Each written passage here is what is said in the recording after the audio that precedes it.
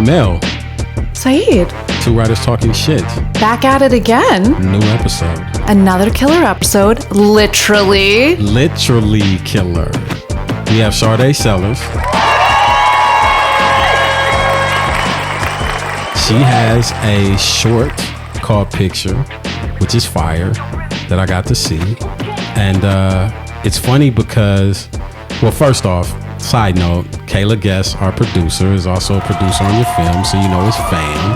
That's right. That's right. But I knew you off of Twitter before, though. Yeah. Like, you were definitely a part of.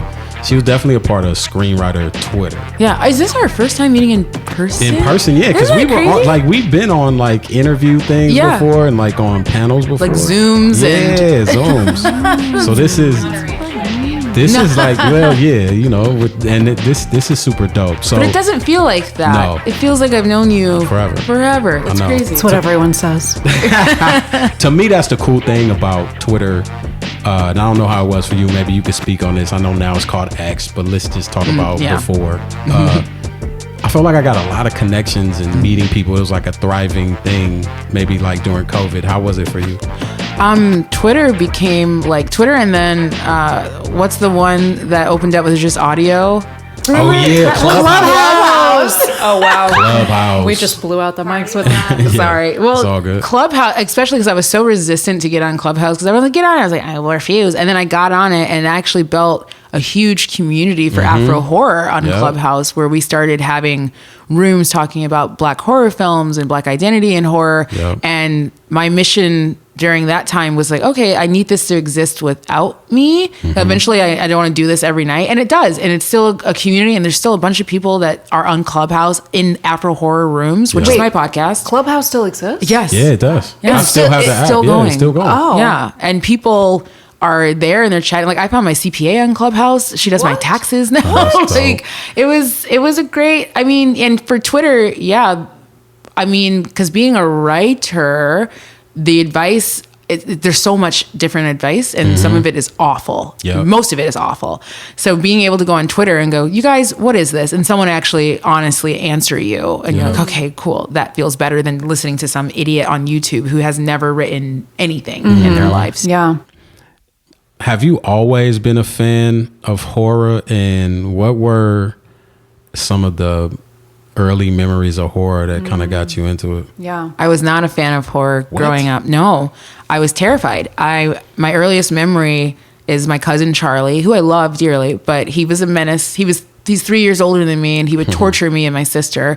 And the way he would torture me is to lock me in my mother's room, because at the time, hello 90s babies, at the time we didn't have TVs in our room. You had to go to our mother's room if we wanted to watch TV. And it was one of those white TVs that had like the VHS, like the video attached, the VHS attachment. I dreamed of having one of those of my own. a little white box, and then if I would see that in someone's room, I'd be like, brat. Yeah, exactly. And he got a Chucky VHS. Okay. And he'd pop it in, and he'd lock me in my mother's room with the Chucky VHS playing, and I would cry and I'd scream until my mom had to be like, let her out. And so, but it wasn't until I went to college in 2007. I went to Michigan State University. Okay. And watching horror growing up, I always did it with my sister, because it was her and my grandma's thing. Like my grandma Bobby and my sister, that's how they bonded. No way, your grandma was into horror? My grandma was super into horror and would show it to my sister, and then I would be at my grandma's house too, so I wanted to be around. So I'd just be in the living room like covering my eyes. Like I hated it. But when I went to college, I missed my grandma and I missed my sister, that it became like a way for me to like connect with them because they weren't around. And then it became an obsession. And my sister now, if she listens to this, she'll go, you weren't even a fan of horror. It was always me. Like, why are you getting so successful in it? And I'm like, that's just how it happens. Yeah. So what was the horror movie that like turned you into a fan? Oh my gosh. I mean, Chucky has such a soft spot in my heart for the torture it put me through, because you know what, rewatching Chucky later on, you go, oh, this isn't that, but like, what was I so afraid of? So that felt like a big moment where I conquered that fear. That was I would have nightmares that I have twin brothers, and when they were born, I've had nightmares that one of them was Chucky, and I would walk into the room and try to tell everyone like, this is an imposter, this is a doll, and they're like, that's your brother. And I was so terrified of dolls that my grandma got us these really rare porcelain dolls, and I smashed it. That's how terrified I was. Dolls are creepy, especially ones with the porcelain face. The porcelain doll face. Get out of here. So I broke it. This very precious antique doll that my grandma gave to me. I smashed it because I told her it was an accident, but I killed it. Yeah. So that movie, to me, getting over being afraid of that movie felt like a big win. Like I had just conquered a huge fear. Yeah. So, and then from then on in my life, I was like, I can kind of survive anything. Like fear is just kind of in my head. That's tight. So like getting over a fear of Chucky kind of really empowered you in these other parts of your life. Yeah, it did. So were you always writing horror, or is this something like that you kind of got into recently? No, once I decided I wanted to make movies, and I was 8 years old when I decided I wanted to make movies. I saw Jurassic Park, and I was like, okay, this is it. I want to do. And it was actually Lost World Jurassic Park. It was the second one because I was too young for the first one to see it in theaters, but I was old enough to see the second one in theaters. And that's when I was like, okay, I want to make movies. And I didn't know, I was 8 or 9. I was like, I don't know what this is called. Like thriller. I didn't know at the time it was like horror, thriller, or sci-fi. I was like, I want to make movies like this, like that get people excited. But it wasn't until I dropped out of Michigan State to move to LA that I got really serious about it. And I was like, okay. And that's when I was really into horror already, because I had already, deep dived into it with my sister. And I was like, yeah, I want to tell scary stories because I'm afraid of everything. So it's actually funny. I was talking to my therapist about it. I have a huge anxious attachment issue where like I will think of the worst thing possible to happen. And we were unpacking why I do that. And no offense to my mother, she didn't intentionally mean to do this, but she did it.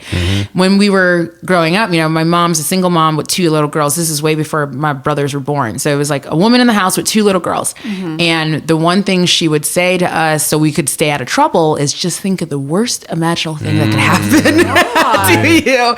And so as a little girl, she's like, so if you want to you're thinking about walking home alone, if you're thinking about going to a party and being by yourself, think of the worst thing that can happen to you. That's terrifying. Yeah. That's a horror movie right there. That's actually a great concept for a horror. Well, then it's also how anxiety happens. So I carried that with me. And now every time I'm even walking outside, I'm like, what if a demon was there? What if a car got in an accident? What if this thing started walking? So it's helpful for my creativity, but now I'm trying to unpack it for therapy as well. That makes sense. Yeah, my mom's actually the exact same way. Mine too.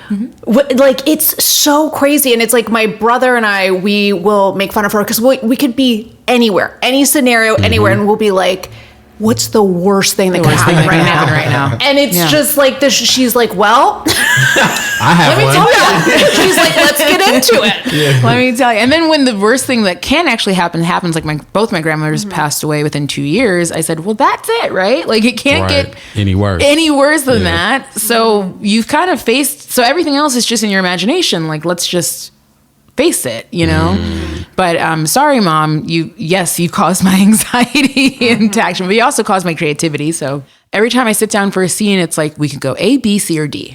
But what's the most like unexpected decision we can go in? So it's helpful because I'm always sitting down, especially in horror, going, how do I do subversion? How can I do a reversal? Like, how can I lead my audience here and then be like, holy, I love horror movies like that. Like Get Out was such a subversion. You're like, wait, what? That's what this movie's about? Like, you thought it was just some random racist, like white people, like they're taking their bodies. Like it was, I love that. So it's helpful. I will admit, even in your short, I was shocked by the end part of what's like. How much can I talk about? How much can I talk about this short? I don't know. I mean, I don't know. Well, let me say this. I'll just speak of it. We're super protective. All right, that's cool. No, but I'll just say one thing that's tight though is that something happens at the end of the short, which everybody has to see. Picture. I didn't expect that. Yeah. Like for the character. Yeah. The female character to do that. Yep. And so I was like, oh shit. Like, you know what I'm saying? So when you talk about like, and and it was good without that. Like when I was watching, I was like, oh, this is good. Like, that was that twist. Yeah. Where it was like, oh shit, I didn't expect that. That was always in the beginning. Was it? Yeah. That was from the short started out as 2 pages. Okay. And it was actually my DP Damari Butler, who's also one of my best friends. He's born literally the day after me. He said, if we're going to do this, because I brought him to my house and I said, I want to start making my own stuff. I can't wait. I actually wrote that short to pitch to Fox Digital. Remember Fox Digital when they did Hulu Halloween shorts? Halloweens. And they said, hey, we want to hear 5 pitches with you and a director. So I had, my director was Monica Jolia. Sorry, Monica. She directed my first movie, Deadly Dispatch. So I said, would you come with me, because you're more senior than I am, and be my director and pitch? And we pitched 5, and Picture was one of those pitches, and they didn't take any of them. Oh, shit. Okay. So 3 years went by, and I was looking at my computer, and I was like, these are good shorts. Like, these are, they're 2 minutes. They're really easy. So I said, Damari, I want to shoot all of these and make Afro Horror House, which is just like, you know, my little studio version of whatever. Like That's such a good name, Afro Horror House. Yeah, that is such a good name. Thank you. Great and we're still branding. working on it, by the way. But Damari said, look, if we're going to do 2 minutes, let's do 10. That's a good, Yeah. Smart. So he encouraged me and pushed me. He found one of the locations, this vintage store that we shot in. He found it, convinced them to let us shoot there, negotiated, and then he said, go to the store and write the rest of the film. So I went to the store, I walked around, and I said, what can I do in the store? And I wrote the rest of the film to make it 10 minutes. But that ending was the ending in the original, in the 2 minute. It was always supposed to be like that. Because that's what Fox Digital's like mandate was. Like, it had to always have a subversive twist at the end. I thought that was tight. But bringing it back a little bit, where did the overall idea for Picture come from? Yeah, thank you for asking, because it's something I've been keeping secret for a long time. Even when I approached Kayla, I actually told her where Give us the tea. Yeah. I am now an out and proud gay woman. Okay. Love that. But but it took 33 years. Okay. And so, because I didn't want to come out when my grandmothers were alive, because I knew it'd break their heart. And to me, there's no one more important on this earth than those people. So when they passed, I was finally like, okay, maybe I can take some. But then my mom was grieving, so I was like, let's just wait. But writing Picture was about how I would look at photos of myself in my youth and go, God, she's gay. And like, there's a photo of me on my Instagram, and I'm on a floor hockey team in the center, like surrounded by all these boys, and it's just me and my gay ass, just like, hello. And so every photo I took, I could see it, and I always thought other people could too. And I was like, oh my gosh, you're like in the closet, but you're screaming lesbian. So writing Picture, that's a lesbian there. So when I wrote Picture, it was just like, I always felt like something was haunting me in my photos. That's fine. And I couldn't figure out what it was. And I couldn't figure out how to get rid of it. And it just felt like it get closer. And that's kind of feels like, it feels like coming out. If you're gay and you're listening to this, I think you understand. Coming out, being in the closet, it just feels like every decision you make, every day that goes by, it gets closer and closer to you coming out. You're like, oh, should I come out now? Like, it feels like a safe moment. Oh, no, not safe here, not safe here.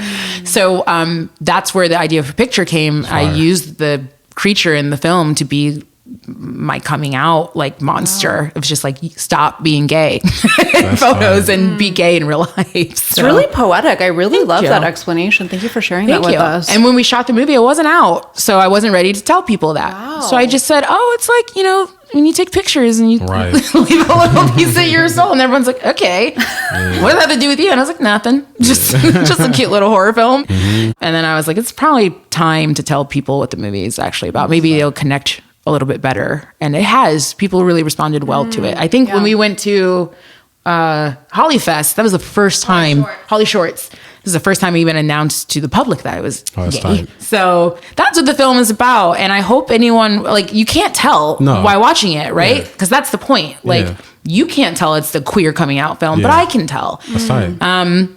Because I know, and because the point is, sometimes like people see me and they're like, "You're gay," and I'm like, "Yeah, gay doesn't look like." It can come in whatever form. Come in a lot of forms, and I know I'm protected a lot because I look like a straight passing woman. That I don't get a lot of things that my mask presenting friends get. So that's what I really wanted for the movie, is just like, you don't know what's behind this film. You just think you're watching. And because that's the point. I wanted everyone to see this character as a human. She's just a human for sure. At the end of the day. Like, gay, straight, young girl, black, or whatever. She's a human going through a thing. And that's my biggest struggle when talking to people about being gay. It's just like, I haven't changed at all. Your perception of me has changed, but I haven't changed. I'm still the same person. Yeah. So Now, is it a proof of concept for a feature? Yes, absolutely. It was always intended to be, all of the shorts that are in Afro Horror House were always meant to be features, will be features. I'm going to claim that. But I don't have money. And making horror shorts, it's not easier by any means, but it gets a better traction at festivals, I would say. I get more opportunities. Speaking of funding, so did you self-fund this or did you crowdfund? How did you make it? I stopped crowdfunding after 26 because I think my family and friends were sick of me going, hey, I got this new movie. And they're like, okay, girl, like we have real bills. Yeah. It starts to feel like you're like selling for an MLM or something. Seriously. It starts to feel like you're shilling like essential oils. It was it was hard going back, especially like your mom and your uncles and your aunts to go like, so I'm making another film. I'm like, well, what happened to the last one? I was like, did okay. Like, they're like, no. You're like, absolutely nothing. Yeah. But let me try again. So I stopped crowdfunding and I said, because at first it was 2 minutes. So I was like, I can do this. Like me and Damari together could do this. And so it's self-funded with a lot of help from Kayla, thank God. And then the casting director, Leah Daniels Butler, providing in-kind services for her casting. Right. And once we got name cast, the budget went up. Yeah. So I literally called Kayla, I think honestly a week before we were shooting because we had a dilemma. We had Jalen Hall just off of That's Till. the kid. That's the kid, right? The black kid. The young black actor. Man, yeah. Till, Emmett Till. Yeah. Both of them was good. Yeah, and Danielle Gelade. Shit. And Danielle lived here in LA, so it was no big deal, but Jalen's from Atlanta. Okay. And Jalen was already shooting another movie, and he had this small window of time, 2 days. Right. And because they're a name actor, their agents were not playing around. They're like, he needs first class ticket for him and his mother because he's 15. Whoa. And at that time, literally, we're still negotiating with them on a Friday to try to get them to fly in on a Sunday. 2 days. See, I was shooting on Sunday and you're negotiating. We were shooting on Monday. And we needed him here Sunday. So when you're looking at the tickets, and they only fly Delta because God forbid I put them on Spirit. Like no Spirit. There's no first class. There's no first class Spirit. $1,700 a ticket. One seat on Spirit. There's no class. There's no class.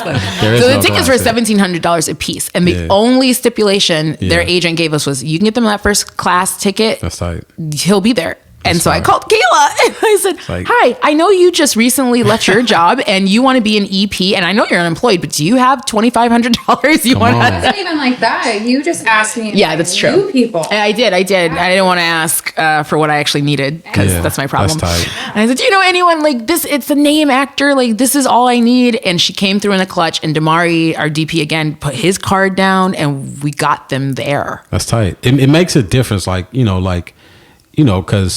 I haven't shot a lot of shorts, but I have seen a lot of shorts. And it's like, one thing I really love about your short, besides the story or whatever, is just like the acting between them. Yeah. Like as soon as it came on, I was like, oh, this is like for real. Like you know what I mean? And I think sometimes people are doing shorts and you have to cut corners. You don't really get a real actor. Yeah. Like, you got your friend doing it, and it's like, you got to do what you got to do. But it does make a difference in the performance. The acting will turn your tiny little short into nothing very quickly. Man, listen. And with Leah, so I worked for Leah for a year. She casted, that's not a word. She cast my cast, guys. Don't say casted. She cast Deadly Dispatch. And then I worked with her at her production company. And I never asked her for a favor because I knew, I was like, one day you're going to really need her. And so don't ask for like little stuff.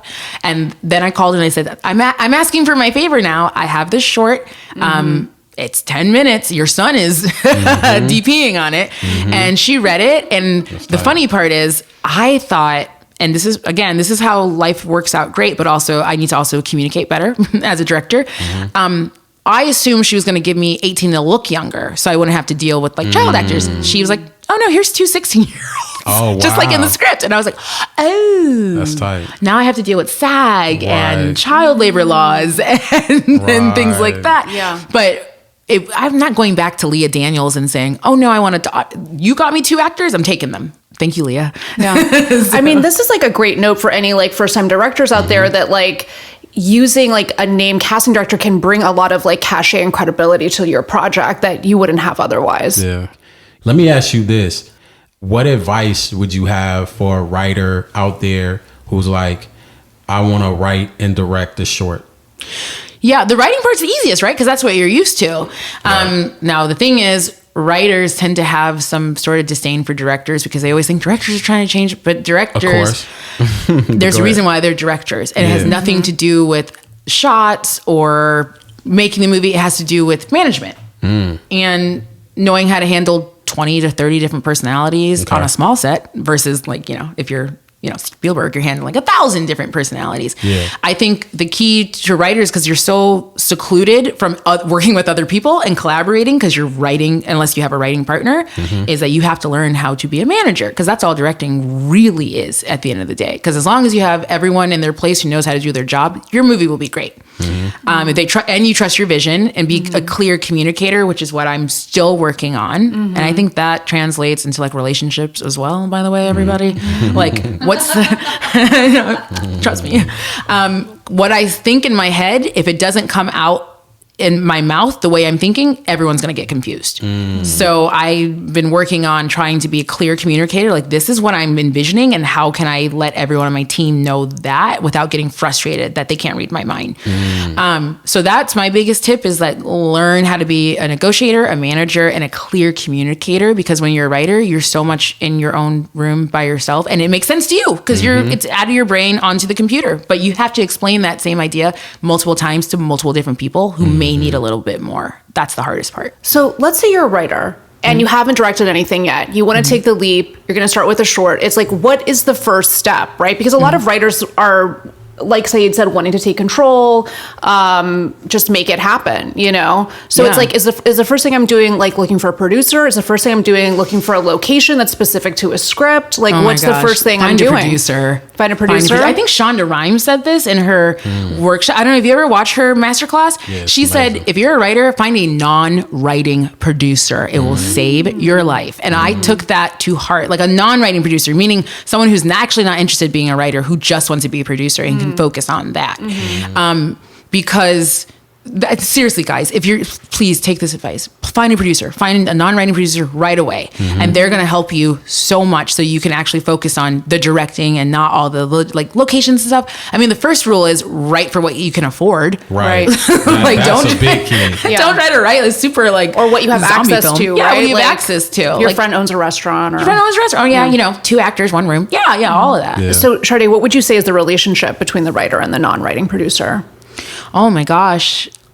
Hi, Kayla. I don't know. I feel like I don't know what, I mean, for me, Kayla and Evelyn, it is such a mentorship thing. Like, they held my hand. I cried. I went through so many different emotions and frustrations. Everyone cries. But I was like, I wasn't sleeping. They would remind me to sleep. They reminded me to eat. They gave me water. Like, they literally like mama beared me through this. Like, you can do this. Let's go do the next scene, the whole way. So for a non-writing producer and your writer, it really is like, I want to say, not that they're all women. I just happen to work with all women, but it should be like a nurturing relationship where they are honestly taking care of you, because you're the one that has to make the decisions at the end of the day, and it's your vision. So with Evelyn and Kayla, they read the script and they're like, what do you want to do? How do you want this to look? And whatever I said, they're like, let's do that then, and kept me on task. Kayla brought up something that is important, is like, you write it, you shoot it, then you got to edit it. Yeah. So like, how was that part of it? Like, is it, because I haven't directed yet, something that I want to do, but like, is it really like you're writing again in the editing in a sense? Like, well, you're seeing all the mistakes, all the things that you didn't get on the day that you should have, all the inserts. Like, we had to go back to do inserts because I was like, we don't know how to transition to these scenes. So that was actually really fun. Once we saw the rough cut, and shout out to our editor, Mayuri. We had a lot of women on the set. That's dope. Mayuri, and the rough cut's always going to suck, by the way. But she's like, I'm just going to show you what is possible. What's here. Yep, what's here. And then once we saw that, she encouraged me to go back. She's like, get some inserts. Okay. And she actually encouraged me to go back and get some ADR from one of those scenes from the vintage store male actor, because he was the only one I could actually get anyway. Everyone else was too busy. She's like, I guarantee you're going to want it. You're going to need it. And So thankful to have people like her, because any other editor could have just collected a check and been like, I don't care, like go. But she was like, no, I care. So we went back, and the inserts are great because they were just me, Damari, and AP, one of our producers in my house, just like, okay, what can we grab without Danielle and Jalen here? So like the camera on the floor and pictures falling to the ground, and like we just grabbed whatever we could, and it made the film so much better. So when it comes to editing, you're rewriting because all of the mistakes, we ran out of time. Remember, with kids, you have 8 hours. Which is why I wanted 18 to look younger, at first, because I was like, I could have 12 hours, I could have maybe 14, but with kids, you got 8. It was a hard, and SAG showed up. Well, they did. They came. Right. SAG showed up. And because we're all like, SAG never shows up. Just do the paperwork. They showed up. And she stuck around for that day. And I was like, yo, I made her thank God. New best friend. Yeah, we were so nervous she was going to shut us down. We're in a house in Burbank, like in a 2-star. And she's like, okay. Yeah. So when you get to your edit, all the things that you didn't have time to do, or because this is indie filmmaking, like if I had Spielberg money, get the gang together and let's go reshoot. Shoot 2 more days. But no, you have to do what's left. So you're rewriting because you're like, okay, well, like one of the scenes I mentioned earlier where Kayla makes her cameo, debut, we had to condense that scene, and it's actually my favorite shot of the whole film. And as I'm describing it to Damari, he's like, are you sure this is going to work? Like, so if you haven't seen the film, it's a push-in dolly shot, and we push in the foreground, the kids, and we go past them to get to Kayla, and I love that shot. And it came out of we're out of time. It was supposed to be 2 separate scenes, and we're out of time, so now I would condense them. So what can we do? We got this dolly, let's just keep going. But it sets up what happens later, which was needed. That scene was so important. We could not leave without that. So we had to. And then in the edit, same thing. Like, we only had one shot of that push in where it was in focus. You had one take where you one take it was in focus. We had many takes. But you only had one that was in focus, because the rack focus, it's a rack focus. Thank God you had one. Thank God. Like, I was scared. Like, I was like, oh my God, if we didn't have that take, we would have no movie. So, all right, the short is done. Picture. So what's I know y'all had. I had wrote down, like I saw y'all was Holly Shorts, Chicago Horror Film Festival. So Bloody Peach Festival. Yes. Picture's going on tour. It's going to Atlanta. It's going to Chicago at 2 Black-focused horror film festivals. Love it. And I'm really excited and happy it's been embraced. And Holly Shorts as well. Thank you, Holly Shorts, for embracing it. And we're still, waiting on others. So we're taking picture across the country. I love it. We're going. Exciting. What's next for you? What are you working on right now? Like, you still what's next? Oh my gosh, so much. Once the strike ended, my manager called me right away. Like, what you got? I know. What you got? He whipped me in the chair. I don't want to say whipped, but no, he was serious. He was like, hi. And I was like, hi. He was like, did you have a good break? And I was like, He's like, you didn't write it all, did you? I was like, no. None of us did, really. But he was like, hey, I need specs. I need work. So the first thing, like, picture has a feature done. I'm polishing it. Good. That's the main goal and objective, is to get that done. But I'm already like, I was talking to a friend yesterday. I was like, I have this idea of like a reverse Frankenstein, and she worked it out with me. She like listened to me in the car where I was like, I think it's this and this. So I think I'm going to start that. And then I'm working on like a werewolf Black sorority TV show. I fuck with that. I love that. I'm so excited for it. It's something I've been working on for years, but I think since coming out, it's better. Yeah. I actually think now I feel more authentic as a writer that I'm out. So I'm like going back through all of my old specs and going, let's make this actually truthful, because I'm writing all these straight relationships like I know what they are. Let's make some of these sorority girls gay. No, they're going to be lesbian, werewolf, Black sorority girls. So I'm so excited for that one.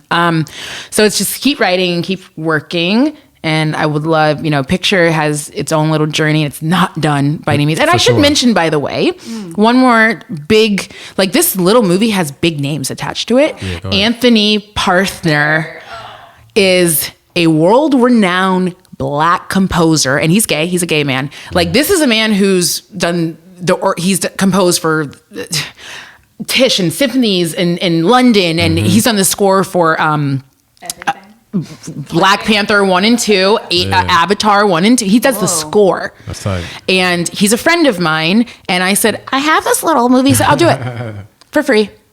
The score was good. Thank you. Wasn't it great? That shit is key in horror movies. He played 30 instruments on his own. That's fire. Every instrument you hear on the score in our movie, he played it. That's tight. With his bare hands. He rented the whatever oboes and whatever, and we went to his studio and he played it for us, and I cried. I was like, he put the same amount of energy in my little film as he would Avatar 2. That's tight. You can't buy friendships like that. So that's why your community is so important. Like he makes millions of dollars on scores. He doesn't need to do this. Sitting in a studio, like, why are you doing this? Like, are you sure you want to do this? And what happened was he's a huge horror fan. He never gets asked to do horror pictures. And I gotta say, like, we sat there and watched it without the dialogue, with just the score. And like with maybe 2 little pickups, we could have had a silent film. Yeah, that's crazy. His sound is, you guys, if you can afford Anthony, hire Anthony Parther. Amazing. The music is everything for horror. Oh my God, yeah. What's Psycho without the screeching in the shower? And he created, and it made the movie so much better. I was like, damn, this movie's good. Like with the score. Before we go, we got this one thing we do, which is, what are the 3 things that you're really excited about that you're watching, reading, and listening to? So first, what are you watching that you really like? So First Kill on Netflix, you guys. It's really great. Like, give it a watch. What are you reading that you really like? I'm more of an audiobook kind of girl. That's fine. I'm really into celebrity biographies right now. Okay. And surprisingly, Paris Hilton's biography is so gripping. And because she went through this like reform school, this private school that was, I hope she makes into a movie one day. If not, call me Paris, I'll do it. I think it got picked up. It got picked up? Yeah, it just got picked up. Dang.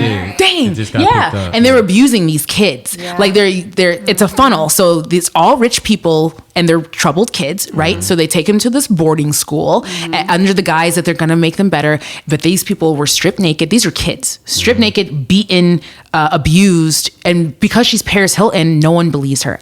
It's an amazing biography. It makes you look at her completely different and how we as a society destroyed this young girl and did not believe she was molested. Like, please read that biography. Okay. Yeah. And what are you listening to music-wise? Taylor Swift all day. I went to her Eras tour twice, once in Detroit, once in LA, and next week I'm going to the theater to watch it for the 3rd time. I'm going, yeah. You also went to the Renaissance tour. And I went to Renaissance, and I'm all rounded, yeah. But Taylor Swift is literally on my shuffle every day. I don't go a day without listening to Taylor Swift. Well, look, we appreciate you being on here. What is your Twitter? Give us the Twitter handles, the handles you want people to reach out to you that hear you on here. Yeah, I'm on Twitter at I am Sadé Sellers, and then I'm on Instagram at Sadé Sellers. That's where I do the most. I'm trying to do the TikTok. I'm old. I can't figure out how to do it. So there's like 6 videos on there, but it's fun. Reach out to me, DM me. Don't pitch me, but that's, like I can't do anything about that. But also you're hiding all of the good things that you do. So why don't you talk about your social ripple effect really quick? I have a nonprofit called the Social Ripple Effect. We started during the protests of 2020 of just protesting for Black Lives Matter. And it transitioned into a voter transparency nonprofit, meaning we want to teach people my age and younger about the propositions in California and their laws and how they affect you and your community and why it's important to vote. Because I really feel like there's a void in my generation, millennials, but also Gen Z. No one cares to vote anymore. They don't think it affects them. It does. And then it also branched off into a recycling program for clothes, because if you guys don't know, the clothes industry is the largest waste industry in our country. And what we've done now is we'll go to showrooms, or we work with Fabletics. We work with Fenty, shout out Rihanna, and we'll take all of their leftover products from their seasons that they're gonna trash anyway, cut the tags off, and we give them to orphanages in Guatemala, or we give them to women's shelters here in LA, or trans centers for people who are looking for clothes they can't afford, or underwear, which is a big one. And that is 4 years old now. It's like my passion project outside of writing. Phenomenal. Fuck yeah, hell yeah. Well, look, glad to have you here. See picture when it's out. Hit her up, and another episode of 2 Writers Talking Shit, man. That's right, Said. Yes. See you next time. Peace. Bye. 2 Writers Talking Shit is an original podcast created by Melanie Mars and Saeed Crumpler. Our producer is Kayla Guess. Our audio engineer is T. Kelly. Listen to us on Apple Podcasts, Spotify, Google Podcasts, or wherever you damn well please. All we ask is that you subscribe, rate us 5 stars, and give us a glowing review. If you're not going to give us 5 stars or any glowing reviews, then why even log on? Save your rants for an open mic. If you have any questions for us, and I do mean any, you can email us at 2writerstalkingshit@gmail.com. That's the number 2, and then writerstalkingshit@gmail.com. See you next episode. Bye.